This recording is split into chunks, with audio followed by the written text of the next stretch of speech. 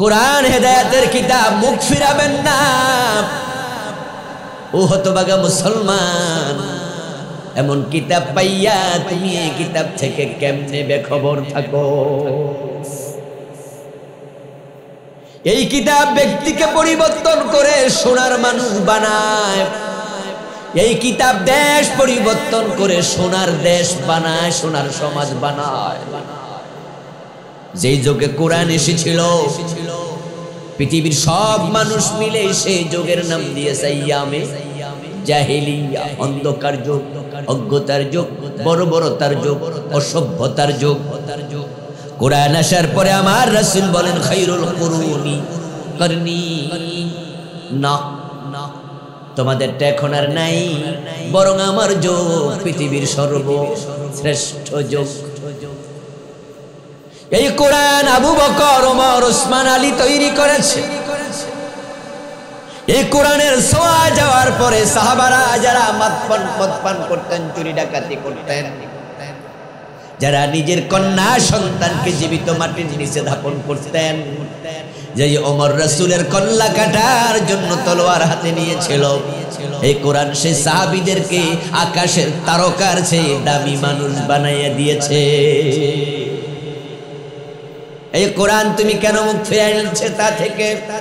কেন পড়নি, কেন মাননি, কেন বোঝনি? এই জন্য তোমার প্রথম শাস্তি, তুমি হবে অন্ধ। দ্বিতীয় হলো প্রিয় নবী আল্লাহর কাছে বলবেন ওয়াকালার রাসূলু ইয়া রাব্বি ইন্না কওমি ইত্তাখাযু হাযাল কুরআনা মাহজুরা। হাশরের ময়দানে আমার রাসূল মুহাম্মদ সাল্লাল্লাহু আলাইহি ওয়াসাল্লাম আমার সামনে এসে বলবেন, ও আমার রব, আমার উম্মতের অমুক আমার রেখে আসা কোরআন তারা পরিত্যাগ করেছে, জীবনে সমাজে এটা গ্রহণ করে নাই। আমি মামলা দিলাম, তুমি বিচার করো। আমার সামনে যারা আছেন, হাশরের ময়দানে রাসূলের সুপারিশের আশা আমাদের আছে না নাই? নিজের আমল দিয়ে যথেষ্ট মুক্তি পাবেন না সুপারিশ লাগবে? রাসূল যদি মামলা দেয়, সুপারিশ করবে কে? এজন্য আখিরাতে যারা নাজাত চান, সফলতা চান, কোরআনের কাছে আসেন, কোরআনের কাছে আসেন। আমি বুঝি না যে মুসলমানের সন্তান কেন কোরআন ছেড়ে দিল। 53টা বছর আমরাই তো দেশ চালাইলাম, 54 বছর, ৭১ থেকে 2025 কোন হিন্দু প্রেসিডেন্ট হয় নাই, কোন বৌদ্ধ প্রধানমন্ত্রী হয় নাই, কোন খ্রিস্টান এই দেশের আইনমন্ত্রী হয় নাই। ঘুরে ফিরে মুসলমানের হাতে তো 53-54 বছর ক্ষমতা। আপনাদের কাছে জবাব চাই, 92% মুসলমান যদি আমরা হই, আল্লাহর কোরআন দিয়ে দেশ চালানোর সুযোগ আছে না নাই? ডক্টর কামালের লেখা সংবিধানের দাম বেশি না আল্লাহর কোরআনের দাম বেশি? ডক্টর কামালের লেখা সংবিধান নির্ভুল না কোরআন নির্ভুল? তো কোরআন যদি দামি হয়, নির্ভুল হয়, এটা বাদ দিছ কেন? কোন কারণ? বরং ডক্টর কামালদের লেখা ওই সংবিধানে যত আইন ঢুকাইছে সব পুরা ব্রিটিশদের থেকে হাওলাত করা। ঠিক না? ঠিক না? আমাদের দণ্ডবিধির যত আইন আছে সবগুলো ব্রিটিশ আমলে লেখা। এজন্য আপনারা দেখবেন আজ থেকে 150 বছর আগের আইন, 200 বছর আগের আইন, ওই ব্রিটিশরা যেগুলো লেখছে ওগুলো বেটা হাওলাত নিস। অথচ ডক্টর কামাল মিয়া খ্রিস্টান না মুসলমান? তো সে বেটা ব্রিটিশের আইন নিল কেন? কারণটা কি? এরপরে এবার বলেন ডক্টর কামাল মিয়ারে এবার বাদ দেন। উনি সংবিধান লেখার পরে আজ পর্যন্ত সংবিধান ঠিক উনি যেমন লেখছে তেমনই আছে নাকি একটু পরিবর্তন হয়েছে? শিক্ষিত ভাইয়েরা কথা বলেন, পরিবর্তন হয়েছে নি? মোট 18 বার। মাশাআল্লাহ, একজন কয়ে দিছে 18 বার। 18 বার পরিবর্তন হওয়াই তো প্রমাণ করে এটা কোরআন হাদিস না, এটা পরিবর্তনযোগ্য। আর পরিবর্তন যেহেতু করা যায়, তাহলে ব্রিটিশ আইন বাদ দিয়া কোরআনের আইন ঢুকানোর সুযোগ আছে না নাই? কিন্তু 53 বছরে তারা কেন ঢুকাইলো না, এটা বুঝলামই না। ও দোস্ত, আল্লাহর কোরআনের আইন যদি সমাজে চালু থাকতো, তাহলে সমাজটা হতো শান্তির সমাজ। আমরা তো দেখেছি জাহিলিয়াতের যুগে মারামারি, কাটাকাটি, হানাহানি, অশান্তি কাকে বলে। কিন্তু হযরত ওমর যখন রাষ্ট্রপ্রধান হলেন, অর্ধ দুনিয়ার সম্রাট, তখন শান্তি এমন ভাবে আসছে, অর্ধ দুনিয়ার খলিফা ওমর গাছতলা একা একা ঘুমায়, বডিগার্ডের প্রয়োজন নাই। কি শান্তি, কি শান্তি! আমাদের দেশের প্রধানমন্ত্রী একা একা রাস্তা যায় না, সাহস করবো, সাহস করবো। আমার বন্ধু সামনে পিছনে ডাইনে বামে শুধু পুলিশ আর পুলিশ, এসএসএফ, পুলিশ, সেনাবাহিনী, বিজিবি, র্যাব, আরো কত কিছু বানাইছে, সব আগ থেকে লাট। কি আজীব, যেখানে যাবে 1 সপ্তাহ আগে সেনাবাহিনীর চৌকস গোয়েন্দা দল চলে যায়, সাথে কুত্তাও নেই। ঠিক, এটার নাম দিছে ডগ স্কোয়াড। দেখেন অবস্থা, কুত্তা মুত্তা আগে ফাটাইয়া দেয়। কি টেনশন, কে কোন দিয়ে মেরালায় কোয়া যায় না।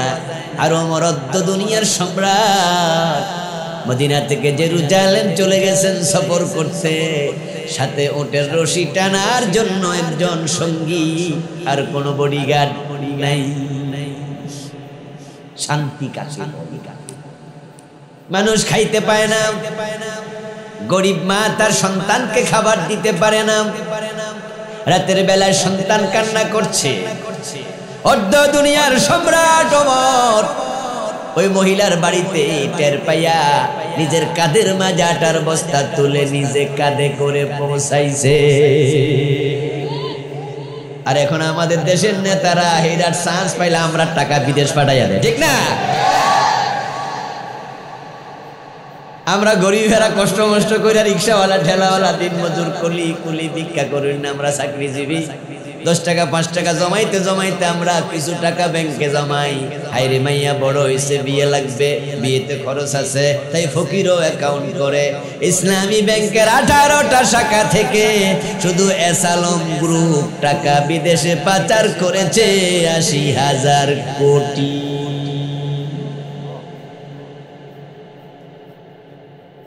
এবং আমাদের প্রধানমন্ত্রী সাবেক, উনি বলছেন উনার বাড়ির ফিয়ন কত কোটি টাকার মালিক, 400 কোটি। এটাকে আমরা কইছি না নেত্রী কইছি? তাহলে আমাদের প্রশ্ন হলো, যদি ফিয়ন 400 কোটি টাকার মালিক হয়, বাড়ির মালিক কত কোটি টাকার মালিক? আমার দোস্ত দেশটারে ফতুর বানাইয়া দিছে, তলাবিহীন জরি। এখন ব্যাংকে 10 লাখ টাকার চেক দিলে টাকা দিতে পারে না। শিডিউল ব্যাংক অনেকগুলো টাকা চেক ফিরাইয়া রিফিউজ করে, টাকা নাই, পরে আসে। হযরত ওমর কাঁধে করে চালের বস্তা, আটার বস্তা পাবলিকের কাছে পৌঁছিয়ে দেয়। আর আমাদের নেতারা পাবলিকের টাকা বিদেশ পাঠায়, কানাডায় বেগম ফারাত বানায়, ঠিক না? এখন চোর ধরে হাত কাটার আইন তারা কেন করবে? তারা নিজেরাই তো জানে, যদি চোর ধরে হাত কাটার আইন হয়, অনেক নেতার নিজের হাত থাকবে না।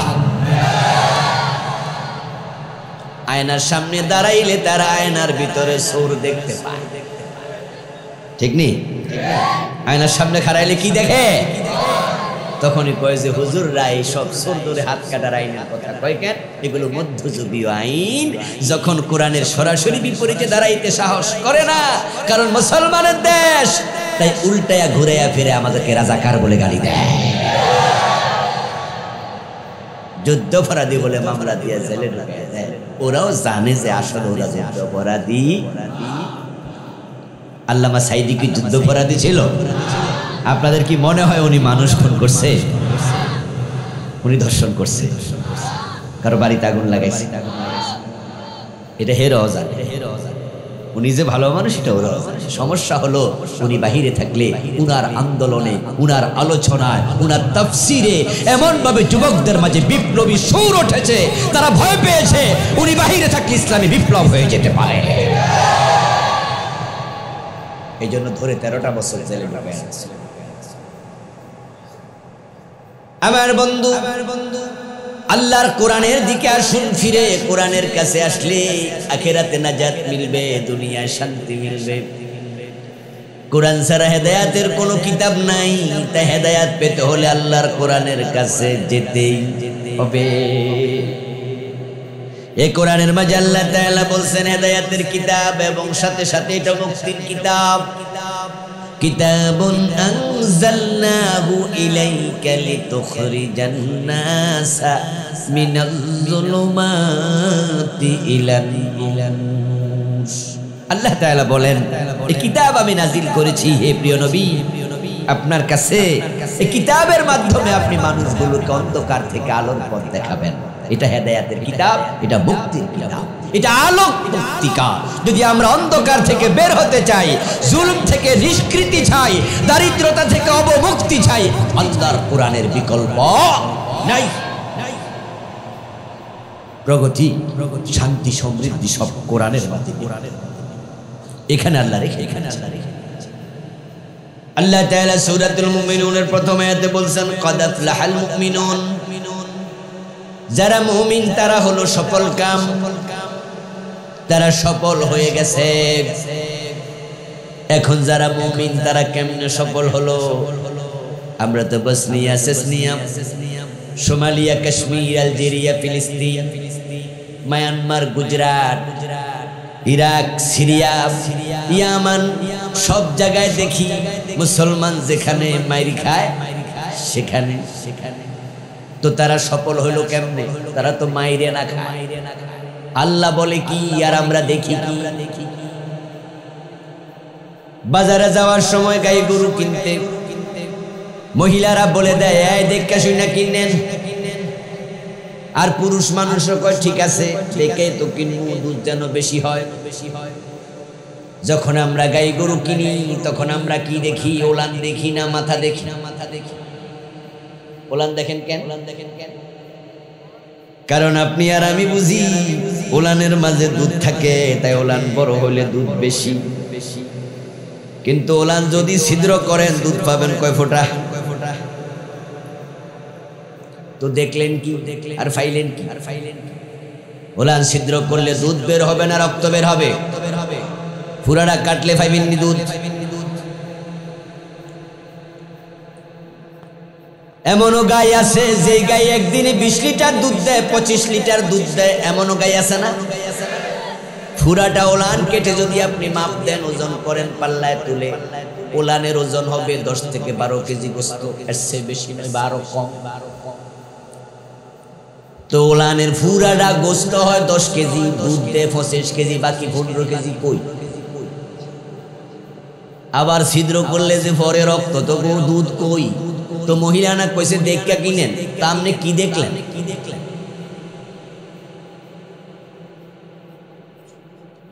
তাম দুনিয়ার সব যদি প্রাণী বিজ্ঞানী, চিকিৎসা বিজ্ঞানী সবাই একসাথ করে বলে দুধ কই থাকে বের করে দাও, মানুষ ভাবে ওলানে, কিন্তু আল্লাহ কয় ওলানে দুধ থাকেই না। সুবহানাল্লাহ পড়ে। আমাদের জানার মাঝে ভুল আছে। ক্বাদ আফলাহাল মুমিনুন, আল্লাহ বলে মুমিন সফল, আর আমরা দিয়ে শুধু মাইরি খাই। আমরা দেখি মুমিনদেরকে ফাঁসি দেয়, বোমা দিয়া মাইরা ফেলে। বরং আমরা দেখি সফল হলো আমেরিকা, সফল হলো ইউরোপ, ওদের টাকা আছে, পয়সা আছে। আমরা দেখি ওলান বড় কিনা, বড় ওলানে দুধ বেশি, কিন্তু আল্লাহ কয় না না, ওলানে দুধ থাকে না। ইন্না লাকুম ফিল আনআমি লাইবরাতান নুসকিকুম মিম্মা ফি বুতুনিহি মিন বাইনি ফারসিন ওয়া দামিন লাবানান খালিসা সাইগাল লিশশারিবিন। ও দুনিয়ার মানুষ শোনো, আমি তোমাদের জন্য পশুর মাঝে নিদর্শন রেখেছি। আমি আল্লাহর কুদরত রেখেছি। তোমাদেরকে যে দুধ আমি পান করাই তা আমি পশুর পেটের ভিতর থেকে বের করি। মিম্মা ফি বুতুনিহি, বাতনুন পেট, বুতুন হলো বহুবচন। আল্লাহ বলে আমি পশুর পেটের ভিতর থেকে। তাহলে এখন থেকে গাই গরু কিনতে ফ্যাট দেখবেন, ঠিক না? পেট বেশি বড়, দুধ বেশি। পেট ছিদ্র করলে দুধ পাবেন তো? তো পেটের কোন জায়গায় দুধ? আল্লাহ এবার বলে মিম বাইনি ফারসিন, আমি পেটের ভিতরে গোবর, গোবরের ভিতরে। তাই আগামী কোরবানি গাই গরু জবাই করলে গোবর ফালাইয়েন না। গোবর সাপ দিলে দুধ বেরিয়ে।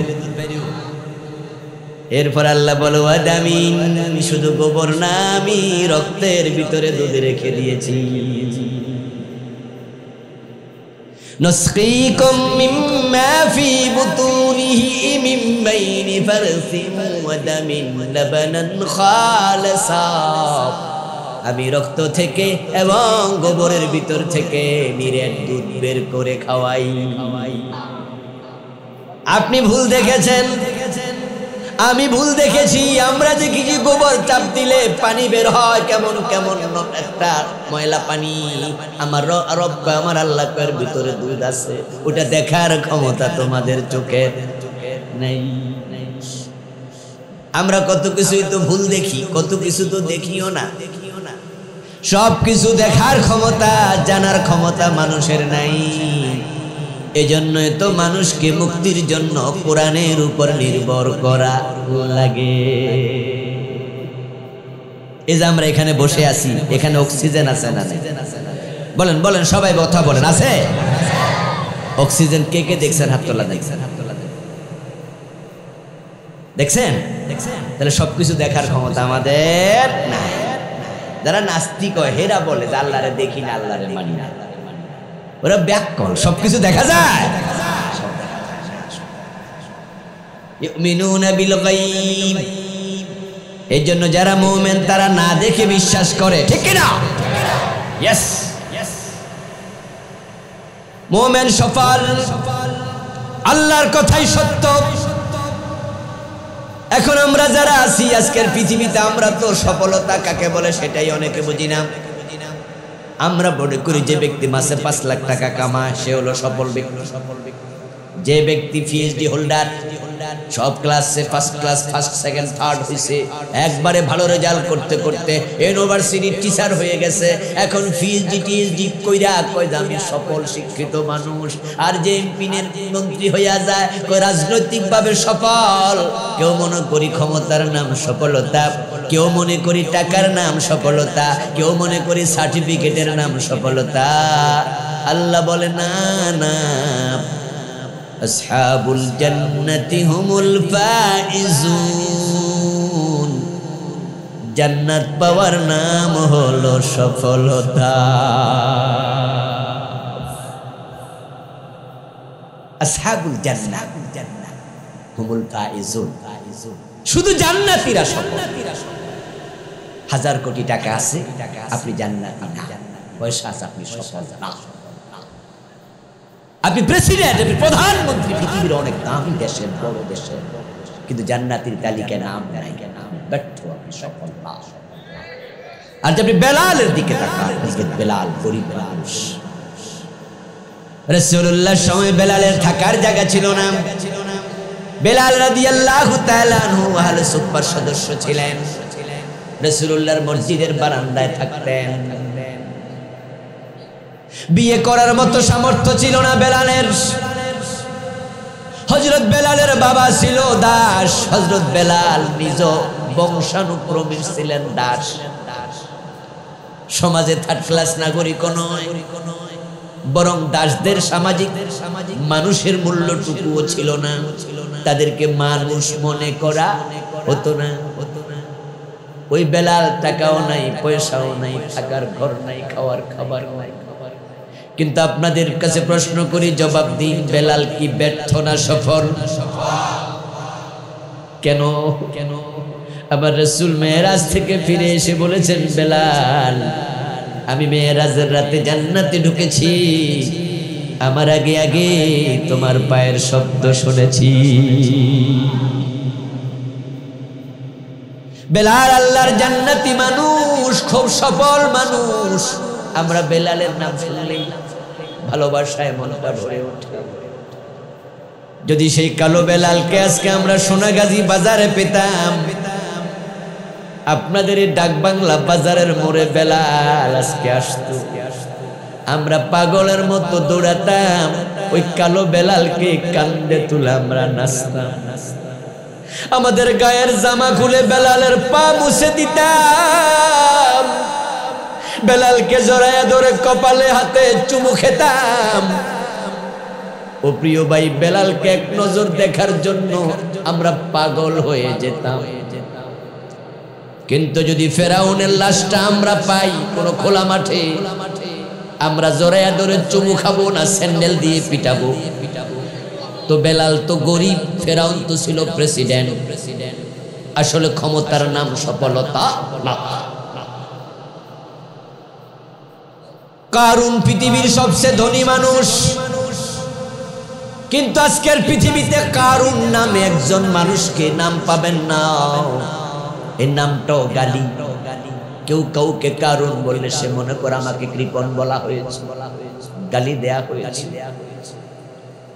এজন্য হযরত ওমর বলেছেন, মান ইতাজ্জা বিমাকানিহি ফালিয়ানজুর ইলা ফিরআউন ওয়া মান ইতাজ্জা বিমালিহি ফালিয়ানজুর ইলা কারুন ওয়া মান ইতাজ্জা বিনাসাবিহি ফালিয়ানজুর ইলা আবি লাহাব ইন্নামাল ইজ্জাতু বিত্তাকওয়া।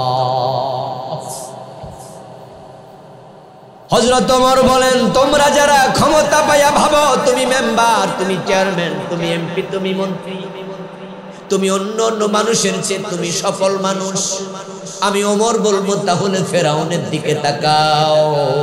ক্ষমতা ছিল কিন্তু ফেরাউন সফল মানুষ। বরং আজকের পৃথিবীতেও তার লাশটা এখনো আছে। আল্লাহ তাকে ৩১০০ বছর পানির মাঝে বাসায় রাখছে, পানিতে পচে নাই, গলে নাই, হাঙ্গর তিমি তাকে খায় নাই। কেন রেখে দিয়েছে আল্লাহ নিজে কোরআনে বলেছেন, আল-ইয়াওমা নুনাজ্জিকা বিবাদানিক লিতাকুনা লিমান খালফাকা আয়া। ও ফেরাউন, তোকে পানিতে ডুবালাম, চুবাইয়া মারলাম, কিন্তু তোর লাশ আমি রেখে দেব যেন পরবর্তী প্রজন্মের জন্য তুই একটা নিদর্শন হতে পারিস। মানুষ যেন তোকে দেখে শিক্ষা নেয়, বুঝতে পারে ক্ষমতার সাথে সফলতার সম্পর্ক নাই। ফেরাউন সফল হলে আল্লাহ পানিতে চুবাতো না, গজব দিয়া মারতো না। এতে বোঝা যায় যারা প্রেসিডেন্ট, যারা মন্ত্রী, তারাই সফল, এ কথা বলার কোনো সুযোগ নাই। হযরত ওমর বলে, যারা পয়সাওয়ালা আছো তারা তো মনে মনে মাঝে মাঝে ভাবো আমার অধীনে কতজন চাকরি করে, লাখ লাখ টাকা বেতন দেই, আমার ফ্যাক্টরিতে ৫০০,০০০ কর্মচারী, ১০,০০০ কর্মচারী, কত লোক আমার দেখলে স্যার স্যার বলে বসা থেকে দাঁড়ায় যায়। জানো তুমি আমার কয়টা গাড়ি আছে, কয়টা বাড়ি আছে? ভাবসাব কি পয়সাওয়ালা মানে তুমি সফল, নিজেকে ভাবো। ওমর বলে, তাহলে কারুনের দিকে তাকাও।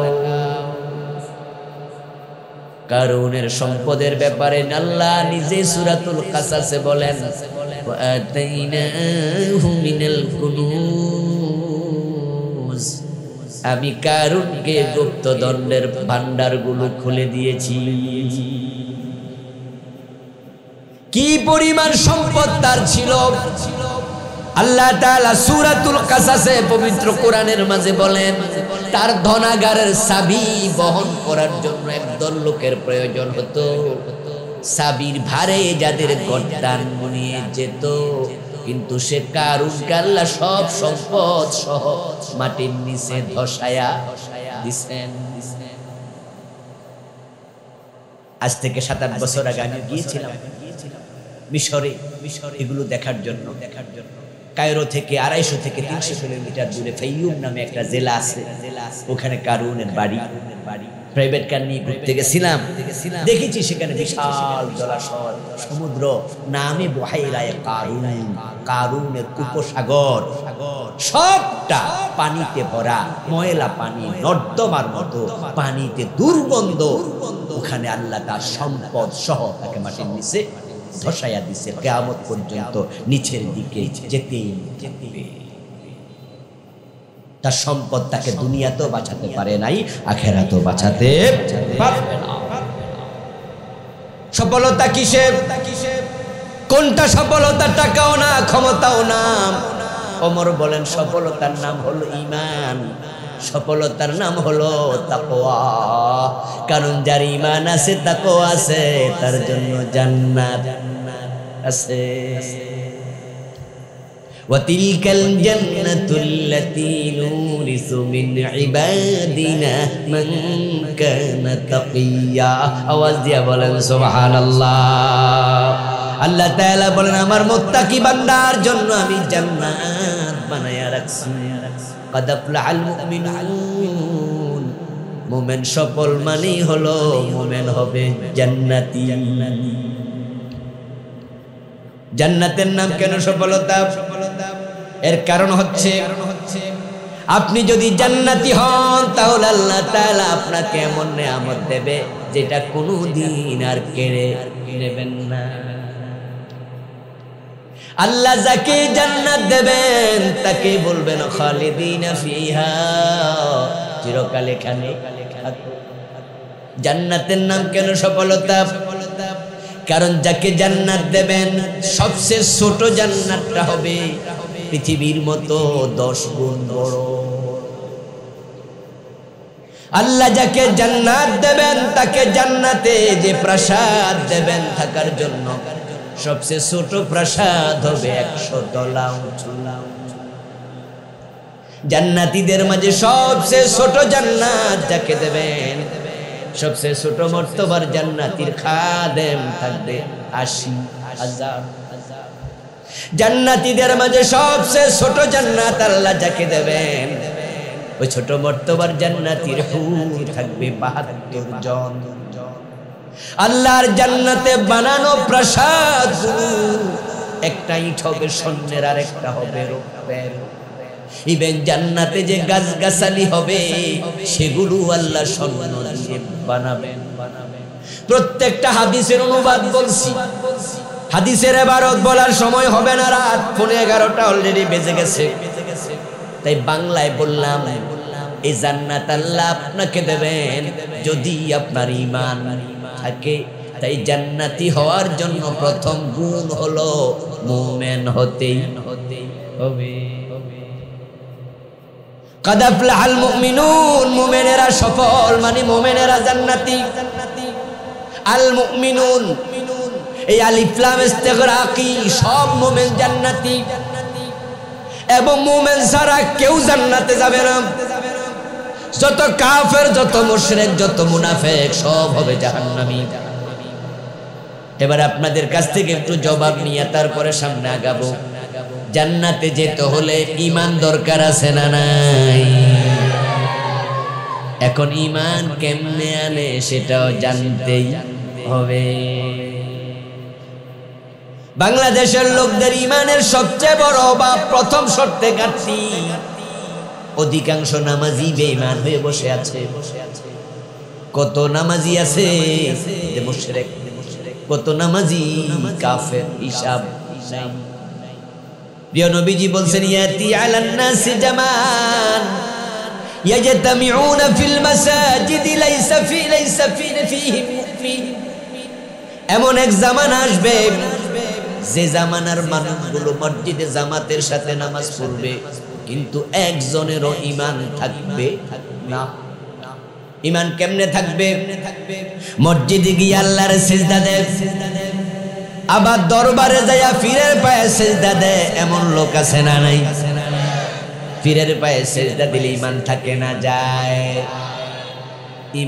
ঈমান যদি চলে যায় পীরের পায়ে সিজদা দিলে, তাহলে আমরা কারণ খুঁজবো কেন গেল। উত্তর হলো ইবাদতের মালিক কে? ইবাদত হবে কার? তো সিজদা কি ইবাদত নয়? তাই ইবাদত হবে শুধু আল্লাহর, এটাতে অন্যকে শামিল করলে শিরিক হয়। যে ব্যক্তি শিরিক করে আল্লাহ তার জন্য জান্নাত হারাম বানায়। মান ইউশরিক বিল্লাহি ফাকাদ হারামাল্লাহু আলাইহিল জান্নাহ। আল্লাহ কোরআনে বলেন যে শিরিক করলো তার জন্য আল্লাহ জান্নাত হারাম বানাইলো। এখন শুধুমাত্র পীরের পায়ে সিজদা দেয়া শিরিক, এছাড়া কি আর শিরিক নাই?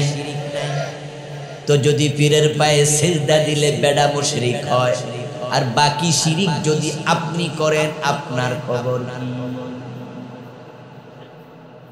আমাদের দেশে কত নামাজি মুশরিক তার হিসাব নাই।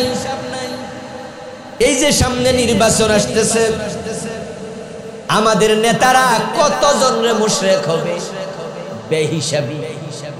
হাতের মাঝে মাইক নিয়ে নেতারা বলে দেবে জনগণ সকল ক্ষমতার উৎস। ভাইয়েরা আমাদের ভোট দিয়েন, আপনারাই সব ক্ষমতার মালিক। আপনারা চাইলে আমরা ক্ষমতায় যামু, আপনারা না চাইলে ক্ষমতায় থাকবো না। আপনারাই ক্ষমতা দেন, আপনারাই ক্ষমতা থেকে নামান।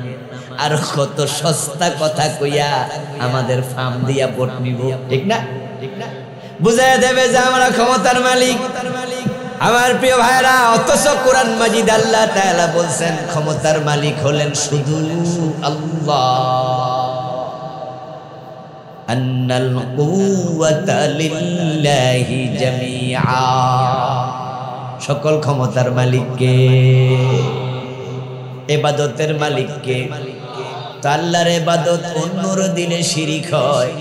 ক্ষমতার মালিক আল্লাহ, এখানে জনগণকে ঢুকাইলে কি শিরিক হবে না? কুলিল্লাহুম্মা মালিকাল মুলকি তুতিল মুলকা মান তাশা ওয়া তানজিউল মুলকা মিম্মান তাশা। আল্লাহ তাআলা বলেন, ও নবী আপনি বলুন, ও রাজাদিরাজ আল্লাহ, ক্ষমতা তোমার হাতে, তুমি যাকে চাও ক্ষমতা দাও, যাকে চাও তার থেকে ক্ষমতা ছিনায়া নেও। কোরআনে একটা সূরা আছে সূরাতুল মুলক, আসেনি? মুলক শব্দের অর্থই হলো রাজত্ব। তাবারাকাল্লাযী বিয়াদিহিল মুলক ওয়া হুয়া আলা কুল্লি শাইইন কাদির। আল্লাহ বরকতময়, ক্ষমতা তার হাতে, ক্ষমতা শুধু তার হাতে।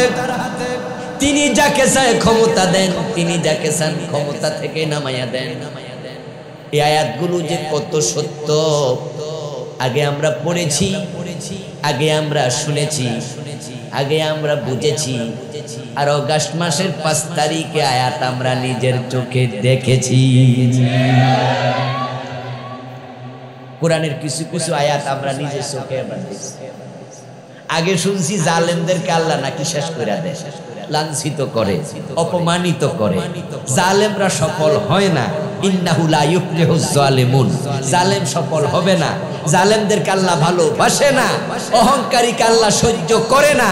এগুলো হাদিসে পড়ছি, কোরআনে শুনছি, 5 তারিখে নিজের চোখে দেখেছি। ক্ষমতার মালিক যদি জনগণ হতো, গত 15 বছর যারা দেশ চালাইছে পুলিশ, তারা নিয়োগ দিছে সব নিজ দলীয় পুলিশ। একটা কনস্টেবল দলের বাহিরে নিয়োগ দেয় নাই, ঠিক না?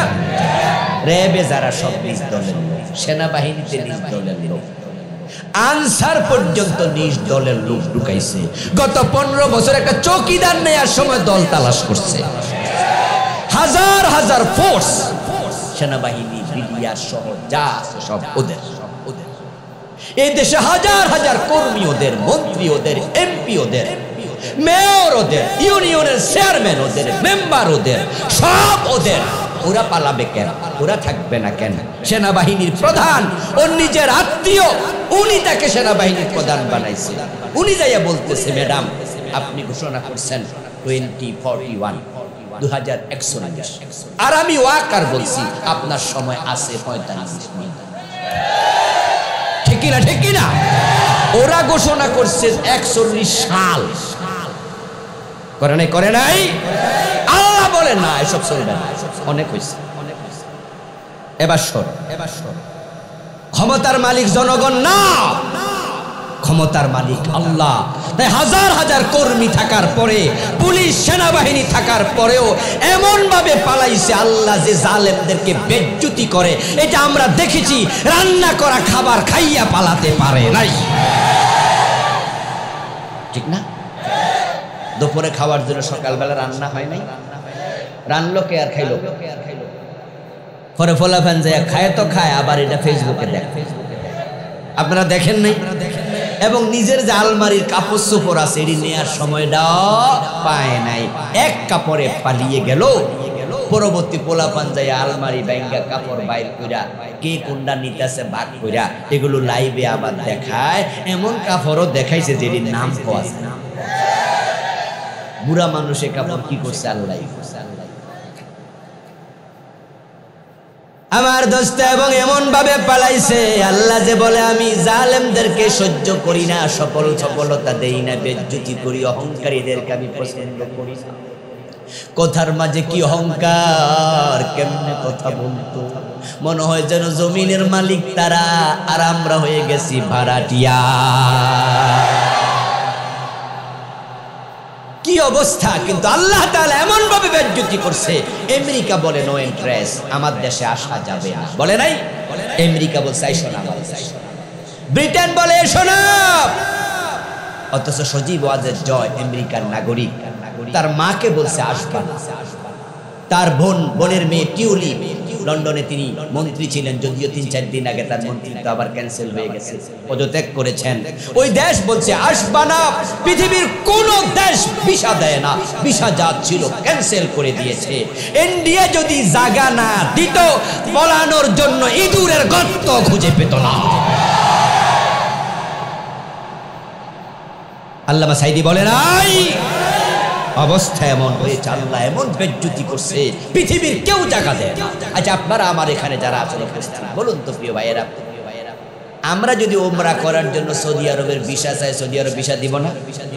কিন্তু উনারা কইছে না, আমরা আমার দেশ আইয়েন না, ভিসা। আচ্ছা, আমাদের রিক্সাওয়ালাও মালয়েশিয়া যেতে চাইলে মালয়েশিয়া ভিসা দেবে না? উনারা কয় যারা আমরা, এবং দুবাই চলে গিয়েছিল। পত্রিকায় দেখেছি দুবাই এয়ারপোর্টে উনাকে 10 ঘন্টার মতো রেখে তারপরে আবার ইন্ডিয়া ফাটাইয়া দিছে। দুবাই সরকার বলে দিছে যে না, গো ব্যাক, চলে যান, মোদির কাছে ভালো, কারণ আপনারও জামাই নাই, বেড়ারও বউ নাই। বন্যেরা বনে সুন্দর, শিশুরা মাতৃ করে, যার যেখানে মানাবে সেখানে চলে যান। আমার আল্লাহ বেজ্জতি করে দিয়েছে। এটাই প্রমাণ হয় যে ক্ষমতার মালিক জনগণ না, ক্ষমতার মালিক কে? শিরিক করবেন না, শিরিক করবেন না। আল্লাহ যাকে চায় ক্ষমতা দেয়, যাকে চায় ক্ষমতাকে টেনে নামাইয়া দেয়। ডক্টর মোহাম্মদ ইউনুস মিয়া আজকে যে বড় চেয়ারে বসলো ক্ষমতা লইয়া, 5 তারিখের আগে উনি কি ঘুমে স্বপ্নেও দেখছে কোনোদিন ক্ষমতা লইয়া? বরং উনি ছিলেন এত বড় বড় মামলার আসামি। উনি যদি 5 তারিখের আগে কিছু ভেবে থাকেন, সেটা ভেবেছিলেন জেল যে কয়শো বছর। কি ঠিক নয় কি ভাইয়েরা আমার? কারণ একটা মামলা 1000 কোটি টাকার ছিল, এবং 1-2টা মামলা না, অসংখ্য মামলা ওনার বিরুদ্ধে দাঁড় করাইছিল। ওনাকে হাইকোর্টের চত্বরে এনে আদালতে তুলেছে। আমাদের জজ কোর্টের আদালতে তুলতে গিয়া ওনাকে 8 তলায় হাইটা হাইটা উঠাইছে। বিদ্যুৎ বন্ধ করে দিয়া কয় লিফট বন্ধ, হাইটা হাইটা উঠেন, বেটার বয়স হল 84। আদালত উঠা দেখে হাকিম নাই। হাকিম কই? ও গেছে এক কামে, আমনে খারাইতাম, বসাচ্ছে আর দাঁড় করাইয়া রাখছে। আপনি নোবেল লরিয়েট হলে আমাদের কি আসে যায়? ক্ষমতা আমাদের হাতে, বেজ্জতি করে আপনাকে ছেড়ে দেব। ইশারা দিয়েছে সামনে আরো বড় বিপদ অপেক্ষা করছে। 5 তারিখের আগে ডক্টর ইউনুস ভেবেছে প্রতি মামলায় যদি 10, 12, 15 বছর কইরা জেল হয়, তাও 250 বছর। আমার আসমানের মালিক বলে না, ইউনুস এবার তোকে বড় চেয়ারে বসাইছে। বিপ্লব করলো পোলাপান আর নেতা হয়ে গেল ইউনুস। কি আশ্চর্য খবর না? ইউনুস মিয়ার পোলাপান কি রাস্তায় নামছে? উনি নিজে নামছে? উনি দেশে ছিল? আসমানের মালিক কাকে কোথায় বসায় বলা যায় না। তবে হ্যাঁ, ডক্টর ইউনূস যদি আবার উল্টা পাল্টা চলে, তিনিও যদি আল্লাহর কোরআনের বিরুদ্ধে কোনো আচরণ করে, তাহলে আমার আল্লাহ তাকে ডুবানোর ক্ষমতা আল্লাহর আছে না নাই? এই জন্য সাবধান থাকা লাগবে তাকেও। আলহামদুলিল্লাহ এখন পর্যন্ত 5 মাসে আমরা উনার কোনো আচরণ কোরআন বিরোধী এখনো পাই নাই। তবে হ্যাঁ, কোরআনের পক্ষে কিছু করেছে তাও না, আমরা দোয়া করি আল্লাহ তাকে কোরআনওয়ালা বানায়া দেয়। আমার বন্ধু, যদি আপনি মুমিন হন তাহলে সফল। শিরিক করলে ঈমান থাকে না, কুফর করলে ঈমান থাকে না, নিফাক করলে ঈমান থাকবে না। কিন্তু বাংলাদেশে এখন কুফরির সয়লাভ চলছে, কুফরির অভাব নাই। গত 15 বছরে রাষ্ট্রীয়ভাবে কুফর প্রমোট করেছে, আমাদের সিলেবাসের বইতে পর্যন্ত কুফরি ঢুকাইছে। তারা 2023 সনের বইতে ঢুকিয়েছিল বিবর্তনবাদ। মানুষ নাকি বান্দর ছিল, স্কুলের ক্লাস 6 এর বইতে তারা ঢুকিয়েছে মানুষ বানর ছিল। এটা ডারউইনের থিওরি। ডারউইন একজন নাস্তিক। ও বেটা থিওরির দাম আমাদের কাছে এক আনাও নাই, তাই এগুলা নিয়ে আমরা ভাবি নাই। হিন্দুরা বলে দুর্গাকে মা, আমরা নিয়ে কথা বলি না, ভাবি না। জবাব দেন তো, ইবলিস শয়তান মুমিন না কাফের? ইবলিস আল্লাহর কয়টা আইন মানে নাই? সেও মানে নাই, শুধু একটা আদমরে সিজদা করো, সে কয় না, ঈমান। এবার বাংলাদেশে কুফরি আছে কিনা সে জায়গায় আসেন। এখানে আমার সামনে কোনো কাদিয়ানি নাই, এটা আমি বুঝি।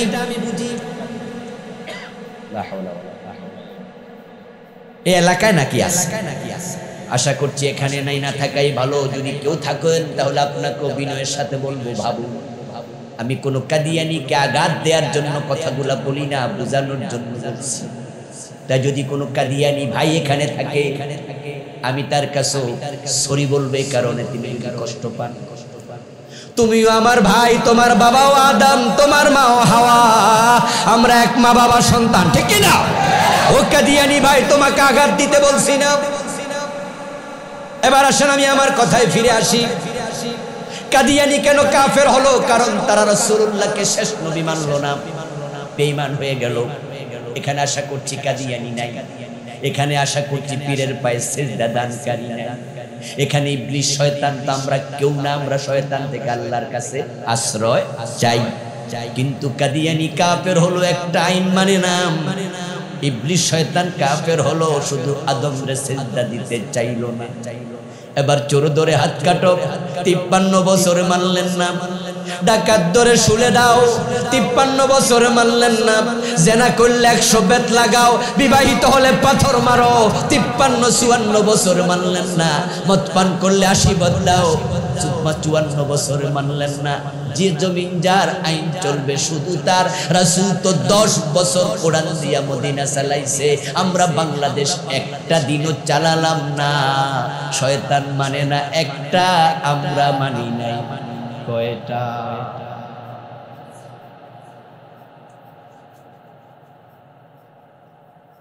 قال رسول الله صلى الله عليه وسلم يأتي على الناس زمان الصابر منهم على دينه كالقابض على الجمر।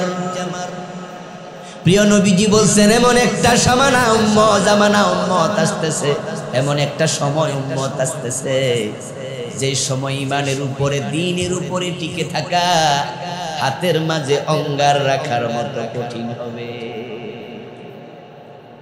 এমন একটা সময় আমরা পার করতেছি, কোরআনের পক্ষে কথা বলা পর্যন্ত কঠিন। 5 তারিখের পরে বুক ফুলায় কথা বলা যায়, কিন্তু গত 15 বছর শুধু কোরআনের পক্ষে জিহাদের কথা বলাতেও জেল খাটা লাগছে। কত ইমামের চাকরি চলে গেছে, কত হুজুরকে জেলে দেয়া হয়েছে।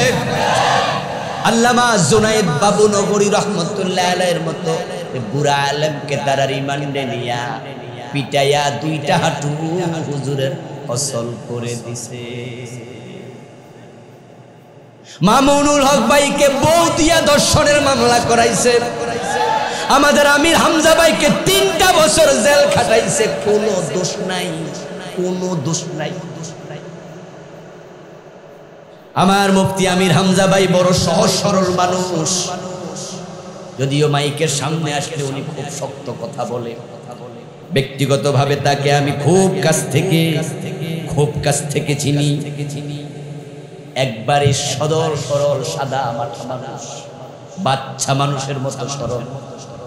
এই লোকটাকে 3টা বছর তো জেল খাটাইলই। যেদিন প্রথম ধরে নেয় ভাইটা বললেন 10 না 11 ঘন্টা 2 হাত বেঁধে এভাবে দাঁড় করায়া রাখছে। আপনারা একটু বাড়িতে গিয়ে প্র্যাকটিস করবেন, নিজে নিজে একটু 2 হাত তুলে ওয়ালের সাথে খাড়ায় থাকবেন যে কত মিনিট পারেন। দেখবেন যে 5-7 মিনিট পরে 10 নাকি 11 ঘন্টা এইভাবে বাইন্দা রাখছে। একজন নিরীহ আলেম, নির্দোষ আলেম, অপরাধ কি? অপরাধ হলো কে নাকি তলোয়ার লইয়া আমাদের সংসদ ভবন ভাঙতে গেছে। কি লইয়া? আচ্ছা, তলোয়ার দিয়া সংসদ ভবন কোপ মারলে ভেঙে যাবে, ঠিক? পাগলের মাথা খারাপ হয়েছে। কি কার মাথা খারাপ হয়েছে?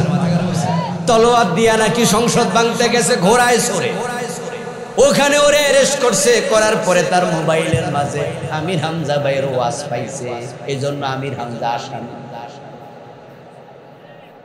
আছে। মোবাইলের ভিতরে শাহরুখ খানের ছবি, সিনেমা আছে না নাই? বাংলাদেশে আলমগীরের সিনেমা আছে না নাই? আচ্ছা, এই জন্য কি নায়ক আলমগীর ধরন যাবে? শাহরুখ খান ইন্ডিয়াতে অ্যারেস্ট করা যাবে?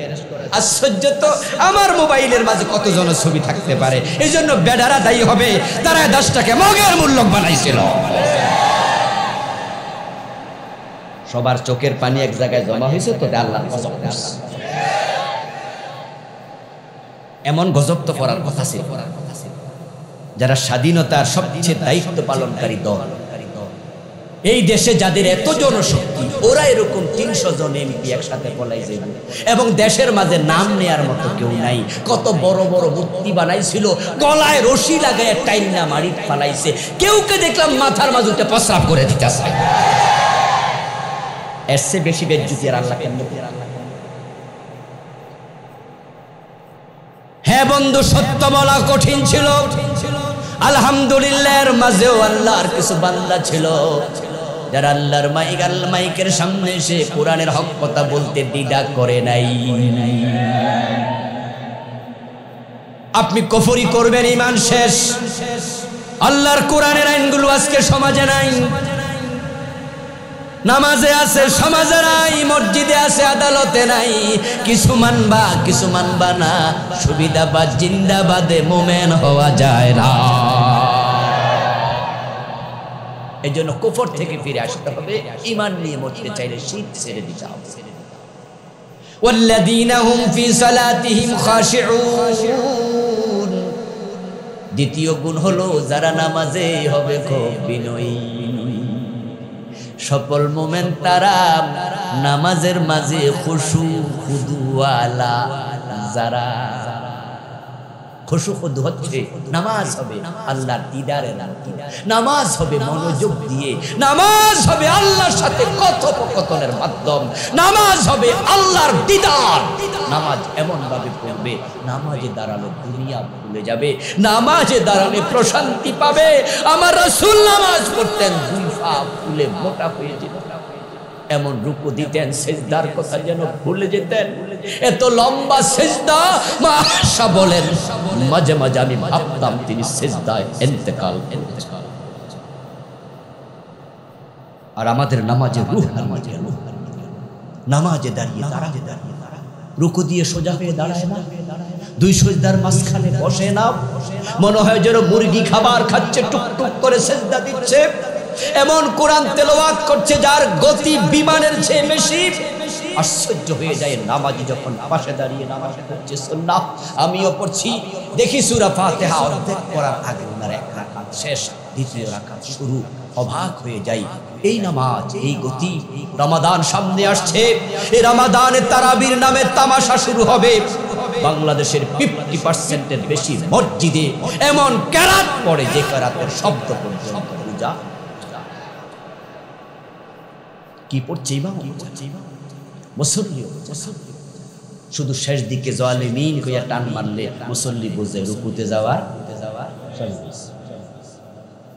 এই জন্য গ্রামের কিছু কিছু মসজিদে দেখবেন যে হুজুর যখন কেরাত পড়ে পোলাপান মোবাইল টিপে, কেউ কেউ আছে বারান্দায় গল্প করে, শুধু জালিমিনের টানের অপেক্ষা। যখন শেষ দিকে টান ফুরবে এবার দৌড়বা, আল্লাহু আকবার, এমন দেখা যায় না? হুজুর এমন ঘুরতে, বাবারে বাবা, ভ্রমরের গুঞ্জরণ ছাড়া কিছু বোঝা যায় না। আশ্চর্য আশ্চর্য। অথচ তুমি কার সামনে দাঁড়িয়েছো? তুমি ভুলে গেছো তুমি আরশের মালিকের সামনে। তুমি কার সাথে তাড়াহুড়ো করছো? قال رسول الله صلى الله عليه وسلم إذا قام أحدكم في صلاته فإنه يناجي ربه। নবীজি বলেন, বান্দা যখন নামাজে দাঁড়ায় সে তার রবের সাথে কথা শুরু করে। সহিহ মুসলিম আছে, কি কথা শুরু করে এবার শুনুন। قال رسول الله صلى الله عليه وسلم إذا قال العبد الحمد لله رب العالمين يقول الله عز وجل حمدني عبدي। বান্দা যখন পড়ে আলহামদুলিল্লাহি রাব্বিল আলামিন, আল্লাহ তাআলা এই আয়াতের জবাব দিয়ে আরশ থেকে কথা বলে, ও ফেরেশতারা শোনো, সাক্ষী থাকো, আমার বান্দা আমার প্রশংসা শুরু করেছে। ইদা কালার রহমানির রহিম কালা তাআলা আসনা আলাইয়া আবদি। ইদা কালা মালিক ইয়াউমিদ্দিন কালা তাআলা মাজ্জাদানি আবদি। ইদা কালা ইয়্যাকা না'বুদু ওয়া ইয়্যাকা নাস্তাঈন কালা তাআলা হাযা লিআবদি ওয়া লিআবদি মা সাআল। বান্দা এক আয়াত পড়ে আল্লাহ একটা জবাব দেয়, এভাবে নামাজ আগায়, আল্লাহ বান্দার কথোপকথন চলে। কিন্তু আমাদের ইমাম সাহেব তারাবিতে এক নিঃশ্বাসে 7 আয়াত শেষ। আল্লাহ কইব কোন জায়গা দিয়া ফাঁকে তো নাই, ঠিক না? আল্লাহ যে জবাব দিব ফাঁকে তো, হে শুধু একতরফা কই আছে। আশ্চর্য। আর আমরা কি ইমাম সাহেবের দোষ দিলাম? ইমাম সাহেবের দোষ একা না, কারণ মসজিদের সভাপতি কয়ে দিছে হুজুর জোরে মারে, ছক্কা ফিরা, ঠিক না? হুজুরের টাইম বাইন্দা দেয়, হুজুর এতক্ষণের ভিতরে শেষ করলে আমরা খুশি। যদি হুজুর পারে 20 রাকাত 18 মিনিটে, তাহলে তো একখান হুজুর পাইছে। সেক্রেটারি সভাপতির কানে কানে কয়, হুজুরে দুধ রোজ কইরা খাওয়ান, কালকে যেন 15 মিনিটে পারে। আর ধীরে সুস্থে পড়লে মন খারাপ। আপনারা কি করেন? হুজুরের সুন্দর কেরাত, হুজুরের সুন্দর খুশু খুদুস সালাত, হুজুর বিরতি দিয়া সুন্দর করে পড়ে। রাসূলুল্লাহর কেরাত ছিল আলহামদুলিল্লাহি রাব্বিল আলামিন ওয়াকাফা, আর রহমানির রহিম সুম্মা ওয়াকাফা, মালিকি ইয়াউমিদ্দিন সুম্মা ওয়াকাফা। প্রিয় নবী সাল্লাল্লাহু আলাইহি সাল্লাম প্রতি আয়াত পড়ে তিনি থামতেন। হুজুর সুন্দর করে পড়ছে, 4 রাকাতের পরে আপনারা কানাকানি করেন, দূর হুজুরটা আলসিয়া। হুজুরের কোনো মনে কাম কাজ নাই। আমাদের ব্যস্ততা আছে না? 8 রাকাতের পরে বের হয়ে যান, অর্ধেক দেখা যায় মসজিদে 3 কাতারের জায়গায় 1.5 কাতার আছে, বাকি 1.5 কাতার নাই। 10 কাতার হলে 5 কাতার আছে, 5 কাতার নেই। সভাপতি সাহেব নামাজের পরে হুজুরকে কয়, হুজুর যেমনে পড়ছেন ভালো, তবে হুজুর শেষে কিন্তু বেতন কম হইলে আমার দোষ নাই। মানে ইশারা দিয়া দেয় আর কি, মুসল্লি না থাকলে বেতন দিব কেডা? হুজুর মনে মনে ভাবে, কথা তো ঠিক, আমার পেট আছে, পিঠ আছে, বউ আছে, পরিবার আছে, আমার পোলা পান্ডে ঈদের সময় নতুন কোত্তা জামা কাপড় কিনে দেয়া লাগবো না, তো বেতন না ফাইলে কোত্থেকে দেবো? তাই হুজুরও পরের দিন এমন গতি দিয়েছে, কেউ বুঝুক আর না বুঝুক, যা তোরাও শেষ আমিও শেষ, আল্লাহ শেষ। এই নামাজ আল্লাহ তোমাদের চেহারার মাঝে ফিকে মেরে দেয়। কার সামনে দাঁড়িয়েছো দোস্ত? তুমি কি জানো না কার সামনে দাঁড়াইছো? যার সামনে জিবরিল আমিন পর্যন্ত সোজা হয়ে খাড়ায়, কথা বলে না অনুমতি ছাড়া, যিনি কিয়ামতের দিন প্রকাশিত হলে আল্লাহর নবীরা পর্যন্ত কথা বলবে না, ইয়া নাফসি ইয়া নাফসি ইয়া নাফসি। দুনিয়ার সেরা নবী মুহাম্মদ সাল্লাল্লাহু আলাইহি সাল্লাম পর্যন্ত বলছিল, আখির বুলাম সাদিক, কথা আমিও বলবো না, আমি সেজদা। আর তুমি তার সামনে দাঁড়িয়ে ফাজলামি শুনো, কিসের কেরাত? কিসের কেরাত? আপনাদের এলাকায় চেয়ারম্যান আছে, মেম্বার আছে, আছে না? আপনার কোনো প্রয়োজন আপনি চেয়ারম্যানের বাড়ি গেলেন, উনার অফিসে গেলেন। চেয়ারম্যানের অফিসে যাওয়ার পরে আপনি অফিসে ঢুকলেন আর ঢুকে বলতেছেন, চেয়ারম্যান সাহেব আসসালামু আলাইকুম ওয়া রাহমাতুল্লাহি ওয়া বারাকাতুহু, আমার একটা জরুরি কাজ আছে, সে কাজের জন্য আপনার কাছে এসেছিলাম, মনোযোগ দিয়ে শুনতে থাকুন। প্রবলেমটা হলো আমার এই। চেয়ারম্যান কোনো কি রে পাগল হইল? বলবে না? বলবে না? যে বেটা আইসে দরজা ধাক্কা মেরা কি শুরু? চেয়ারম্যান সাহেব বলবে যে এই ভাই আপনি থামেন না, আপনি এরকম শুরু করছেন কেন? আপনি এবার জবাব দিলেন যে আমার খুব ব্যস্ততা আছে। চেয়ারম্যান সাহেব বলবে আপনি ব্যস্ত হলে আসবেন কেন? আপনার কি জোর করে আনছি? যেহেতু আপনার প্রয়োজনে আপনি আমার অফিসে এসেছেন, আপনাকে ধীরস্থির ভাবে বসতে হবে, তারপর আমি শুনতে চাইবো, আপনাকে বলতে হবে, যখন আমি বলতে চাইবো আমাকে বলতেও দিতে হবে। আর সময় নাই, বেরিয়ে যাও, তোমার মতো লোক দরকার। এবার বিবেক সম্পন্ন আল্লাহর বান্দার আপনারা বলুন তো, মসজিদে কি আল্লাহ টাইনা নিয়েছেন? আপনি গেছেন? কথা কয় না কেন? আল্লাহ জোর করে আনিছে তো আল্লাহর ঘরে আপনি গেলেন, আল্লাহর সাথে কিসের তাড়া? আল্লাহ বড় ধৈর্যশীল, এই জন্য তিনি আমাদেরকে আছার মারে না, আমাদেরকে গলায় ধাক্কা দেয় না ফেরেশতা দিয়া, কারণ তার নাম সাব্বার, তিনি বড় ধৈর্যশীল। এই জন্য নামাজের মাঝে হবে খুশু, নামাজের মাঝে হবে খুদু। আমাদের নামাজ আমাদেরকে আল্লাহর কাছে যেন নেয়। ক্বালা রাসূলুল্লাহ সাল্লাল্লাহু আলাইহি ওয়াসাল্লাম, আকরাবু মা ইয়াকুনুল আবদু মির রাব্বিহি ওয়া হুয়া সাজিদ। নবীজি বলেন, বান্দা যখন সিজদায় যায় সে তার রবের খুব নিকটে চলে যায়। ফাকসিরুদ দুআ, এই সিজদায় গিয়ে মনের যত দোয়া আছে সব আল্লাহর কাছে বলো। আমরা যখন যাই মসজিদে, মসজিদ কার ঘর? সবাই বলেন না, কার ঘর? মসজিদ আল্লাহর ঘর। আমরা আল্লাহর ঘরে যাই, আল্লাহর বাড়িতে যাই। আল্লাহর ঘরে, আল্লাহর বাড়িতে যাওয়ার পরে যখন সিজদা দেন তখন আল্লাহর বাড়িতে না, তখন চলে যান স্বয়ং আল্লাহর কাছে। আমরা আল্লাহর কাছে। এবার সিজদায় গিয়ে আমি বলবো, আমার রব, আমার শরীরটা ভালো না, ডাক্তারের ওষুধে সারে না, তোমার কাছে আসছি, তুমি সুস্থ করে দাও। ওষুধ সারা, সুস্থ করার ক্ষমতা তোমার আছে না নাই? আমি সিজদায় গিয়ে বলবো, আল্লাহ আমার মেয়েটা বড় হয়েছে, আল্লাহ আমার ছেলে বড় হয়েছে, চাকরি পাচ্ছে না, আল্লাহ আমার মা অসুস্থ, মা চিকিৎসা হচ্ছে না, আল্লাহ আমার এই সমস্যা ও সমস্যা, তোমার কাছে এসেছি, তুমি সমাধান দাও। বলতে থাকো, বলতে থাকো, বলতে থাকো। আল্লাহ টিক চিহ্ন যদি দিয়ে দেয়, সব সমাধান, সব সমাধান। তোমার নামাজ তোমার জান্নাতের ওসিলা হয়ে যাবে। ওয়াল্লাযীনা হুম আনিল লাগবি মুরিদুন, 3 নাম্বার গুণ হলো যারা অপ্রয়োজনীয় কথা কাজ পরিত্যাগ করবে। 4 নাম্বার হলো আল্লাযীনা হুম লিযাকাতি ফাইলুন, এবং যারা যথাযথভাবে যাকাত আদায় করবে। যাকাত দেওয়ার ক্ষেত্রে বাংলাদেশের লোক দারুণ গাফেল, অসংখ্য পয়সাওয়ালা যাকাত দেয় না, আর যারা যাকাত দেয় অনেকেই যাকাত দেয় লামসাম, হিসাব করে। যাকাত দেওয়ার বিধান হচ্ছে, যাকাত দেয়া যেমন ফরজ, হিসাব করাও ফরজ। হিসাব ছাড়া যাকাত দিলে যাকাত হয় না, সাদা হয় না। মাগরিবের টাইমে আপনি 4 রাকাত নামাজ পড়লেন, এক নিয়ত। কথা বোঝেন, আবার বলছি, মাগরিবের আজান হলো, আপনি 4 রাকাত নামাজ পড়ছেন, এক নিয়ত। এই 4 রাকাত নফল হবে, ফরজ হবে। কারণ মাগরিবের ফরজ কয় রাকাত? মাগরিব পড়া ফরজ 3 রাকাত গণ্যা গণ্যা পড়া। মাগরিবের আজানের পরে 2 রাকাত পরে সালাম ফিরাইছেন, নফল হবে, ফরজ হবে। 4 রাকাত পড়েছেন, নফল হয়েছে, ফরজ হয়।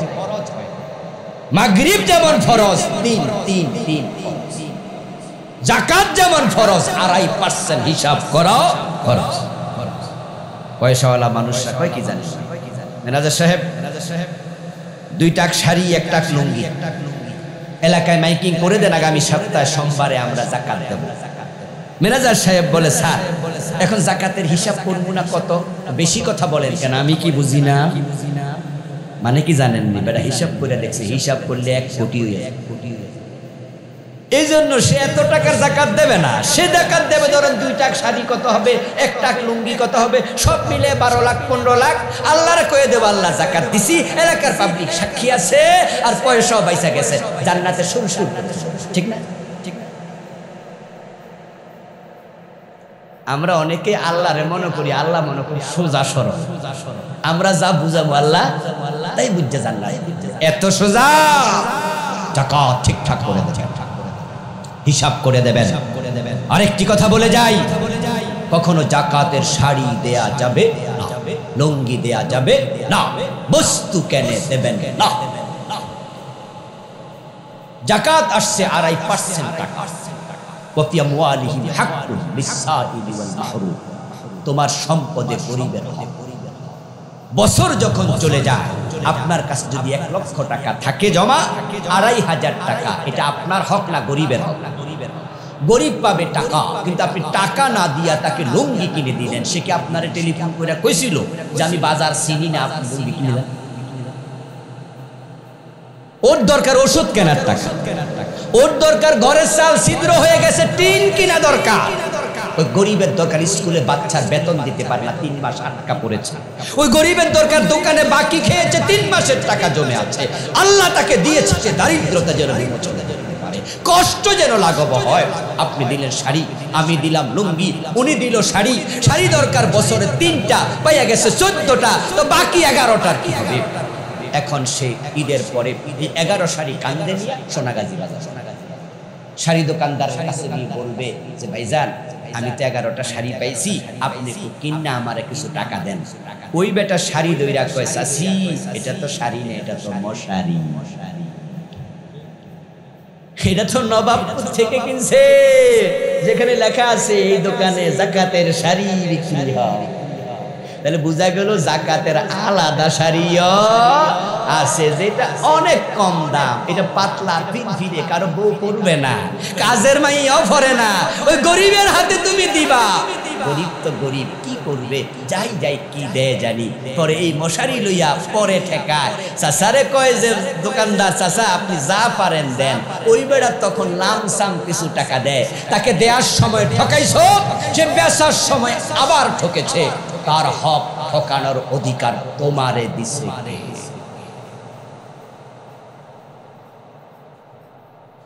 আল্লাহর সাথে কত তামাশার কথা।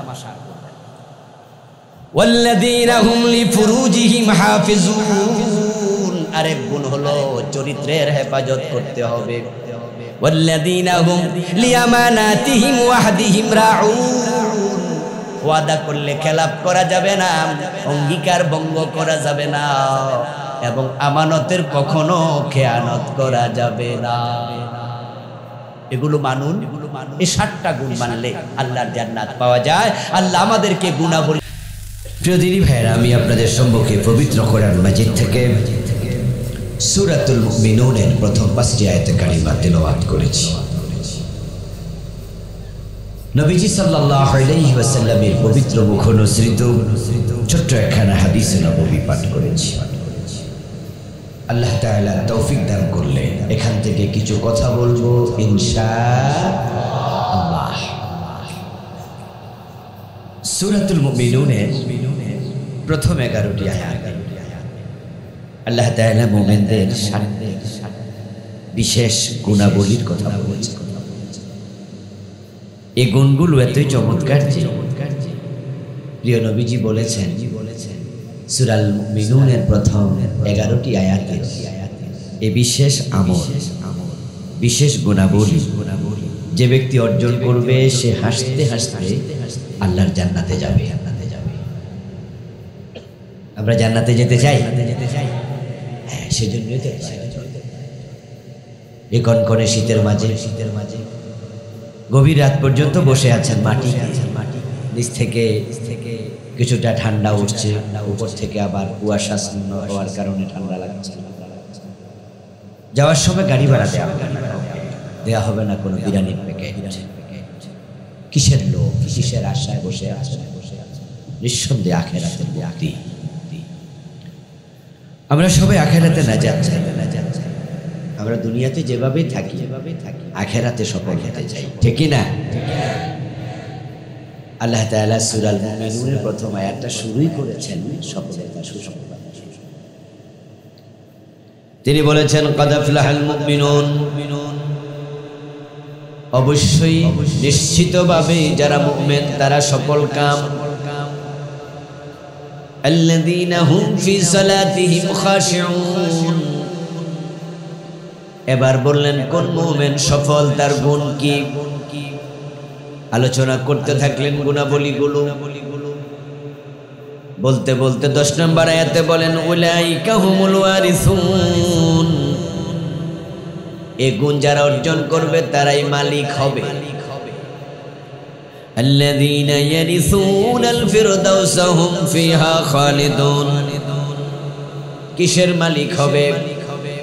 এই গুণ যারা অর্জন করবে আল্লাহ নিজে বলেন তারা জান্নাতুল ফিরদাউসের মালিক হবে। সুবহানাল্লাহ। ফারুক আযম ওমর রাদিয়াল্লাহু তাআলা আনহু থেকে বর্ণিত হাদিস, তিনি বলেন আমি নবীজি সাল্লাল্লাহু আলাইহি ওয়াসাল্লামের সাথে ছিলাম, হঠাৎ করে দেখি রাসূলুল্লাহর ভাবের পরিবর্তন। আমরা বুঝেছি ওহী নাজিল হচ্ছে। যখন প্রিয় নবীজির উপর ওহী নাজিল হতো তখন তিনি কথাবার্তা বলা বন্ধ করে দিতেন, উনার ভাবের পরিবর্তন হতো।